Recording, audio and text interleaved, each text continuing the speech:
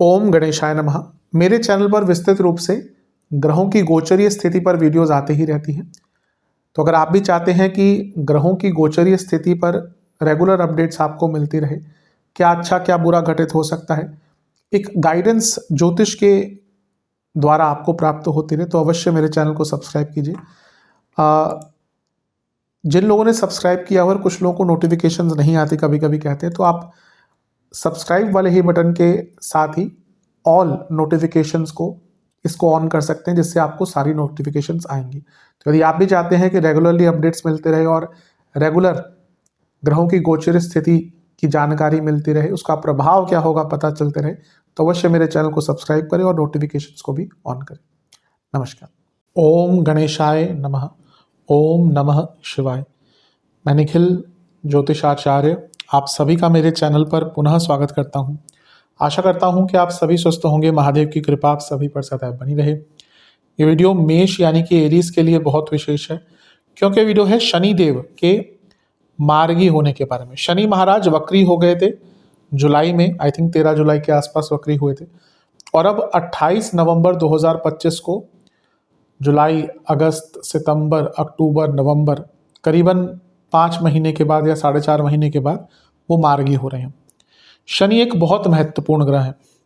कर्म के कारक हैं, कर्म फलदाता हैं, तमस के कारक हैं, एडमिनिस्ट्रेटिव कार्यों के कारक हैं, मैन्युफैक्चरिंग हो, ओवरऑल जो सिस्टम होता है उसके कारक, जुडिशरी के कारक शनि है। बहुत चीज़ें शनि के अधीन आती हैं और हर व्यक्ति के लिए वो 2 भावों के स्वामी होते हैं। उनकी 3 दृष्टियां होती हैं, तो उनका वक्री होना, फिर वक्री से मार्गी होना कई चीज़ों पर प्रभाव डालेगा। और जब भी शनि वक्रावस्था से मार्गी की तरफ जाते हैं, कई अच्छी चीज़ें हमें देखने को मिलती हैं। और ये भी ऐसा ही समय है जब शनि वक्र से मार्गी की तरफ जा रहे हैं, तो बहुत पॉजिटिव अनुभव कई एरियाज़ में हमें देखने को मिलेंगे।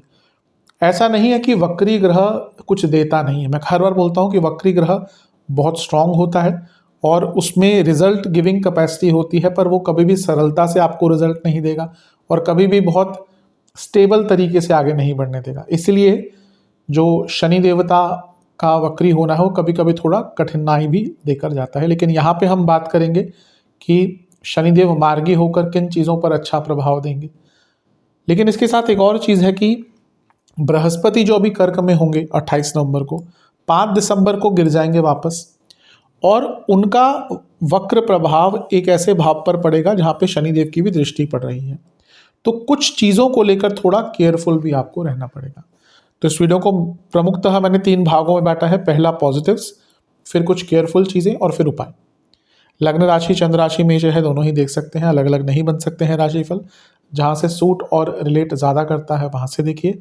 व्यक्तिगत तौर पे मेरा मानना है लग्न से देखेंगे तो अच्छा है, नहीं पता है तो चंद्र राशि से भी इसको देख सकते हैं। शुरू करते हैं पॉजिटिव पॉइंट्स के साथ। सबसे पहले कि शनि आपके क्या है, 10वें भाव के स्वामी, कर्म भाव के। तो जो करियर में ग्रोथ रुक गई थी आपकी, करियर में जो काम आपके अटक रहे थे, करियर में जो प्रोडक्टिविटी कम हो गई थी, वो प्रोडक्टिविटी और ग्रोथ वापस आएगी। और 10वां भाव ना केवल करियर का है, ये कर्म भाव है। तो ओवरऑल आपने देखा होगा कि आपके पूरे जीवन में प्रोडक्टिविटी कम हो गई होगी, कार्य उस गति से हो ही नहीं पा रहे होंगे जिस गति से आपकी चेष्टा रहती है, इच्छा रहती है। सबसे पहले तो जैसे ही मार्गी होंगे, करियर हो, कर्म हो, सब में लाभ मिलेगा। अगला पॉइंट है कि वो आपके 11वें भाव के स्वामी हैं। 11वां भाव लाभ का होता है, 11वां भाव ग्रोथ का होता है। तो जब वो वक्री हो गए थे तो ग्रोथ, अभी हमने 10वें घर की बात भी करी क्योंकि वो कर्म है, लाभ स्थान तो है ही एक्सपेंशन का, तो जीवन आगे नहीं बढ़ रहा होगा। अब आप देखेंगे जैसे ही शनि मार्गी होंगे, लाभ स्थान के स्वामी होने के नाते सार्थकता बढ़ेगी, रुका हुआ धन, रुका हुआ काम, दोनों में ही लाभ प्राप्त होंगे।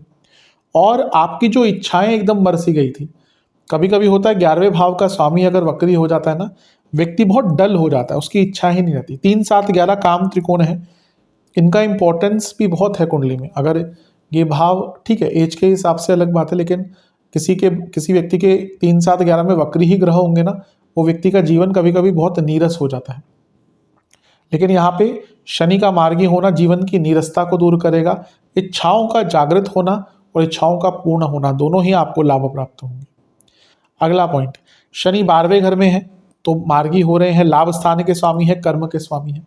कुछ विदेश का काम, विदेश का पैसा, विदेश संबंधित जॉब आपकी नहीं आपको मिल रही थी, आप विदेश जाने के इच्छुक थे, अपनी कंपनी की तरफ से नहीं वीज़ा लग रहा था, नहीं प्रोसेस हो रहा था, उन सब में ही आपको लाभ मिलेगा। यानी कि विदेश संबंधित कार्यों में आपको सफलता मिलकर रहेगी, कोई रोक नहीं सकता इस चीज़ को। अगला पॉइंट, आपको कोई लोन नहीं प्राप्त हो रहा था, ये लोन का भाव है यहाँ से सप्तम भाव शनि। लेट्स से कि आपको किसी चीज़ के लिए लोन चाहिए था, गाड़ी के लिए, घर के लिए, बच्चों की पढ़ाई के लिए। व्यक्ति हमेशा देखता है कि लोन अच्छे रेट पे मिल जाए, रीजनेबल टर्म्स एंड कंडीशन के साथ मिल जाए। तो ये वो टाइम है जब आप अगर कोई लोन चाह रहे थे, आपको अपने हिसाब से लोन प्राप्त हो सकता है।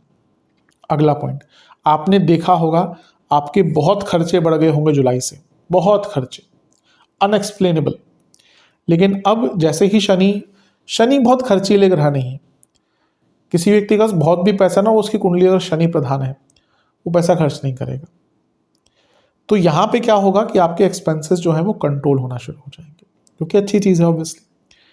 अगला पॉइंट, शनि 10वें घर के स्वामी है, 12वें घर में है। जो लोग जॉब चेंज करने का विचार कर रहे थे, बहुत अच्छा, स्पेशली अगर आप विदेश में जॉब ढूंढ रहे थे। मैंने कहा कि कंपनी की तरफ से जाना चाहते थे, अच्छा टाइम है, लेकिन आप इंडिविजुअल लेवल पर भी अगर विदेश में जॉब ढूंढ रहे थे, बहुत सुखद, बहुत शुभ टाइम है ये। अगला पॉइंट, शनि 12वें घर में जब वैसे भी होते हैं तो स्लो डाउन आता ही है, लेकिन जब वक्र अवस्था के हो जाते हैं ना, फिर तो जीवन एकदम बैलगाड़ी जिससे हो जाती है। शकट योग होता है बृहस्पति शनि का षडाष्टक योग, बृहस्पति चंद्रमा का षडाष्टक योग, लेकिन कहीं कहीं शास्त्रों में 12वें घर के शनि को भी शकट योग कहा गया है। तो जब अभी तो 12वें घर में रहेंगे, लेकिन जब वो वक्री हो जाते हैं ना, तो चीज़ें और भी स्लो डाउन वाली हो जाती हैं। तो जो एकदम मंदता जीवन में आ गई थी ना, वो मंदता दूर होना शुरू होगी। अगला पॉइंट, उनका प्रभाव धन स्थान पर रहेगा, वो लाभेश है, इस नाते से घर में पैसा आएगा। जो वाणी में आपकी क्लैरिटी की कमी हो गई थी, वाणी में कड़वाहट आ गई थी, वाणी में शुद्धता की कमी हो गई थी, वो कमियां दूर होंगी। और ये करियर का भी एक भाव है, करियर में जो ग्रोथ रुक गया था, पैसा अटका हुआ था, एरियर्स के द्वारा मिल सकता है। और इन्वेस्टमेंट भी अगर आपकी कोई अटक गई थी या इन्वेस्टमेंट संबंधित काम अटक गए थे, वो कार्य भी यहाँ पर आपके पूर्ण हो सकते हैं। तो ये बहुत अच्छा आपके लिए दिख रहा है। अगला पॉइंट, उनकी एक दृष्टि है छठे भाव पर। कोई भी आपका लीगल केस एकदम अटका हुआ था, कोई अथॉरिटी का कार्य, एडमिनिस्ट्रेशन का कार्य रुका हुआ था, वो कार्य पूर्ण होगा। वो 10वें घर के स्वामी है और दूसरे और छठे को देख रहे हैं, यानी कि अर्थ त्रिकोण को एक्टिवेट करना। करियर के लिए तो बहुत अच्छा टाइम है, जो रुकी रुकी सी जिंदगी थी कार्य क्षेत्र में, वो झट से चल पड़ेगी। बहुत अच्छा समय है करियर में, तो स्पेशली आपके लाभ दिख रहा है। और दुश्मन जो आपको तंग कर रहे थे, जो लोग आपको तंग कर रहे थे, वो लोग भी कहीं ना कहीं आप उनको परास्त कर देंगे। और शनिदेव की एक दृष्टि है नवम भाव पर, तो इसका क्या इम्पैक्ट है देखिए, 10वें घर के स्वामी और लाभ स्थान के स्वामी है और नवम भाव से कनेक्शन आ गया, यानी कि कर्मों में, लाभ में, दोनों में ही भाग्य का साथ मिलेगा। और व्यक्ति इस टाइम पे अपने जीवन के कई अनसुलझी पहेलियों को, अनसुलझी प्रॉब्लम्स को सॉल्व कर लेता है। और उनका 12वें घर से बैठ के नवम भाव को देखना, किसी आध्यात्मिक यात्रा, कोई आंतरिक आध्यात्मिक यात्रा, मानसिक रूप से, आध्यात्मिक रूप से, और इवन घर में कोई बड़ा अनुष्ठान भी करने का आपको मौका मिलता है। और कुछ लोग साधनाएं भी यहाँ पे करेंगे। जो साधनाओं में आपकी कमी आ रही थी ना, जो लोग साधनाएं करते हैं, मंत्र जाप, माला जाप करते हैं, साधना करते हैं, उनको पता है कि कभी कभी क्या होता है कि छूट जाता है, वो जो रिदम है ना, छूट जाता है, वो ग्रहों का ही प्रभाव होता है। तो ये वो टाइम है जब दोबारा अपनी साधना को ठीक करने का आपको मौका मिलेगा। तो ये पॉजिटिव थे। अब कुछ ऐसी चीज़ें जिसको लेकर आपको थोड़ा सा ज़्यादा केयरफुल रहना है।